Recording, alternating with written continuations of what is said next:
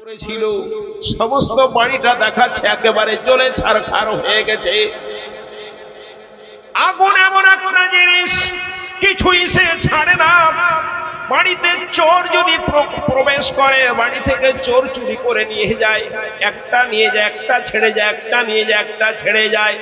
আগুন এমন একটা জিনিস, কোনো জিনিস ছেড়ে যাওয়ার পাত্র নয়, সমস্তকে তুসরুপাত করে চলে যায়। নবী আমার বললেন ইয়াকুমুল হাসাদা, এরে আমার উম্মতেরা হিংসা থেকে বাঁচো। ফাইনাল হাসাদা ইয়াকুলাল হাসানাত, হিংসা তোমার জীবনের সমস্ত নেকিকে খেয়ে নিবে। কামা তাকুলান নারাল হুতাবা, যেমন করে আগুন লকড়িকে খেয়ে নেয়।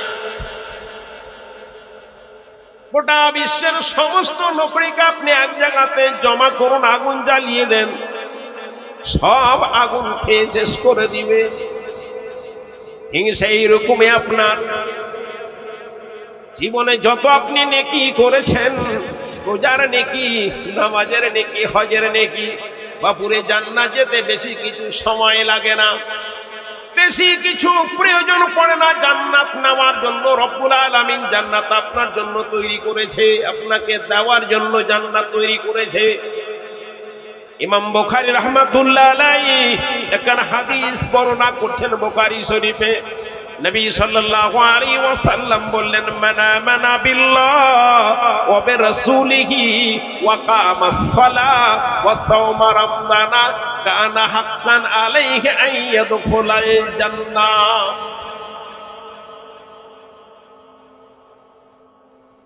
নবী আমার বললেন, মান আমানা বিল্লাহ, এরে আমার উম্মতেরা শুনো, যেই লোকগুলো আল্লাহর প্রতি ঈমান আনে, ওয়া বিরাসূলিহি, এবং রাসূলের প্রতি ঈমান আনে, দুটো কাজ হয়ে গেল, আল্লাহর প্রতি ঈমান, রাসূলের প্রতি ঈমান। ওয়া কামাস সালাহ, এবং 5 ওয়াক্তের নামাজ কায়েম করে। নাম্বার 3 হয়ে গেল। 4 নম্বরে নবী আমার বললেন, ওয়া সাওমা রমজানা, রমজান মাসে রোজা রাখে। কানা হাক্কান আলাইহি আন ইয়াদখুলাল জান্নাহ, নবী আমার বললেন এই 4খানা কাজ যে করবে, নবী আমার বললেন সে জান্নাতের হকদার হয়ে গেল, পাওনাদার হয়ে গেল। পাওনাদার বুঝেন?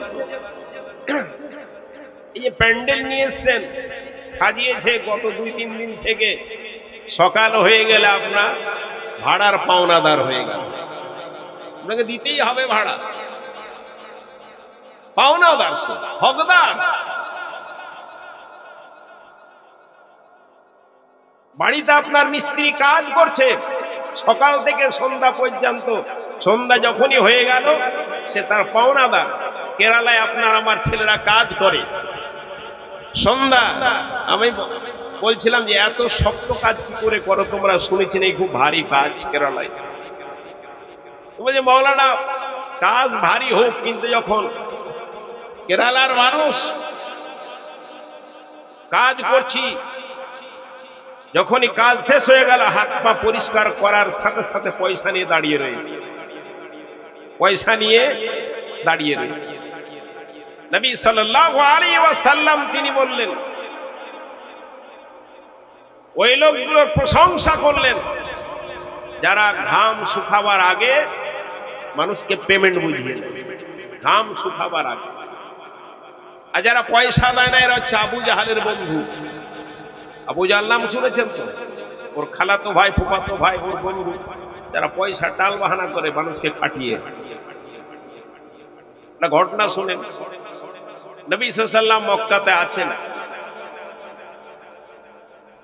খাব্বাব রাদিয়াল্লাহু তাআলা আনহু যতদূর সম্ভব গরিব মানুষ ছিলেন, আবু জাহালের জোন কেটেছিল। আবু জাহালকে পয়সা চাই, পয়সা দেয় না, পয়সা চাই, পয়সা দেয় না, খুচরো নাই, আজকালকে আসি, এখন অসুবিধা, এখন এই মানে এই করে টাল বাহানা করে, জোন খাটিয়ে জোনকে পয়সা দেয় না। খাব্বাব রাদিয়াল্লাহু তাআলা আনহু আবু জাহালের সহপাঠী সাথীদের বলেছে, ভাই আবু জাহালের কাজ করেছি, জন খেটেছি, পয়সা চাই, পয়সা দেয় না। অনেকেই সুপারিশ করেছে, আবু জাহাল খাব্বাব তোমার জন খেটেছে, পয়সা চাই, পয়সাটা কেন দাও না? হ্যাঁ দিয়ে দিব, হ্যাঁ দিয়ে দিব। ঘটনাক্রমে আমার নবী জনাবে মুহাম্মদ রাসূলুল্লাহ সাল্লাল্লাহু আলাইহি ওয়াসাল্লাম কাবা শরীফে এক কোণায় তিনি বসে রয়েছেন। আবু জাহালের সাঙ্গ পাঙ্গরা কাবার আরেক প্রান্তে বসে রয়েছে। তারা খাব্বাব গিয়ে এসে আবু জাহালের সাঙ্গ পাঙ্গদের বলল, মক্কার রাইসদের বলল, ভাই আমি আবু জাহালের জন খেটেছি, পয়সাটা আমাকে দেয় না। যদি আপনারা তাকে সুপারিশ করতেন হয়তো আমার পয়সাটা আমি পেয়ে যেতাম, এই পয়সাটা আমার পরিবারের কিছু কাজ হতো। তার সাঙ্গপাঙ্গরা বলল, ওই যে বুজুর্গ বসে আছে মসজিদের কোণে, কাবার অপর প্রান্তে বুজুর্গ বসে আছে, এর নিকটে যাও, এ খুব মানুষের উপকার করে, মানুষের উপকার করে। এই লোকটা মানুষের কথা শুনে, এর কাছে যাও, হতে পারে সুপারিশ করে তোমার পয়সাটা আদায় হয়ে যাবে। এটা আবু জাহালের বন্ধু বান্ধবেরা বলছে। কেন? এটা সবাই জানে যে নবী মুহাম্মাদের পাক্কা দুশমন হচ্ছে আবু জাহাল। মুহাম্মদ সাল্লাল্লাহু আলাইহি ওয়াসাল্লাম যখন আবু জাহালকে বলবে যে খাব্বাবের পয়সাটা দাও না কেন, মানুষ উপকার করার জন্য, সে দৌড়ে যাবে আর আবু জাহাল মারবে থাপ্পড় মুহাম্মদকে, এটা আমরা খুব খুশি হব। এই জন্য বলছে ব্যঙ্গ করে, অট্ট হাসি করে, ওই যে বুজুর্গ বসে আছে ওকে গিয়ে বলো খুব মানুষ উপকার করে। খাব্বাব তো এটা আর বুঝলো না, তার পয়সা পাওয়ার ব্যাপার রয়েছে। খাব্বাব রাদিয়াল্লাহু তাআলা আনহু নবী মুহাম্মদের নিকটে পৌঁছেন। মুহাম্মদ বিন আব্দুল্লাহ, ইয়া রাসূলুল্লাহ, নবী গো, আমি আবু জাহালের জন খেটেছি, পয়সা চাই, পয়সাটা আমাকে দিচ্ছে না, আপনি সুপারিশ করলে হয়তো পয়সাটা দিয়ে দিতে পারেন। নবী সাল্লাল্লাহু আলাইহি ওয়াসাল্লাম কিছু ভাবলেন না, বললেন না, আবু জাহাল যে আমার দুশমন, আমার বিরোধিতা করে, আমার পিছন পিছন আমার বিরোধিতা করে বেড়ায়, কথা তিনি ভাবছেন না। খাব্বাবের কথা শোনার সাথে সাথে খাব্বাবকে সাথে নিয়ে আবু জাহালের বাড়িতে রওনা হয়ে গেলেন। আবু জাহালের দরজা বন্ধ করা রয়েছে। আমার নবী দরজায় গিয়ে খটখটা করলেন, খটখটালেন দরজা। আবু জাহাল বেরিয়ে আসলো।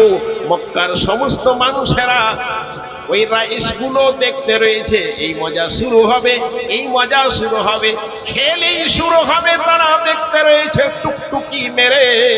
আবু জাহাল বেরিয়ে আসলো।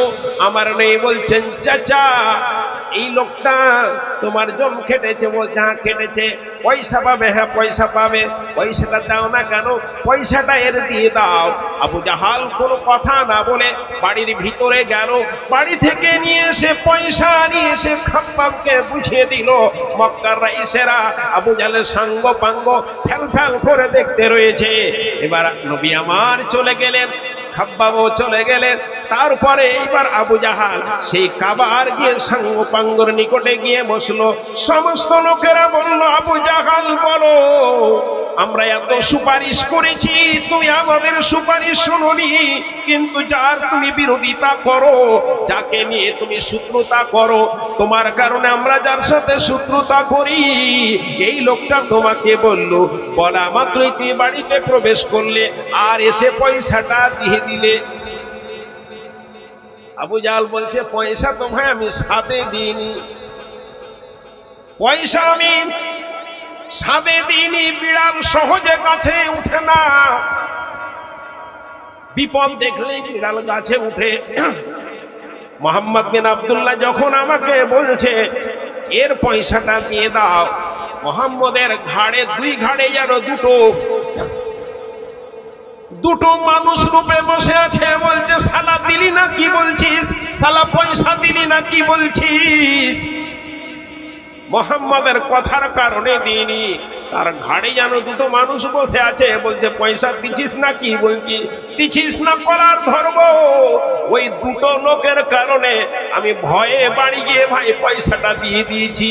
মৃত্যু বলে সবারই ভয়, মার বলে সবারই ভয়, বাপুরে আমার কথা বলছিলাম যারা এরকম টাল বাহানা করে তারা আবু জাহালের সঙ্গ পাঙ্গ, তারা আবু জাহালের দোষ রয়েছে। আমার নবী জনাবে মুহাম্মদ রাসূলুল্লাহ সাল্লাল্লাহু আলাইহি ওয়াসাল্লাম তিনি বললেন মানা মানা বিল্লাহ ওয়া বিরাসূলিহি ওয়া কামাস সালাহ ওয়া সাওমা রমজানা কানা হাক্কান আলাইহি আইয়াদখুলাল জান্নাহ।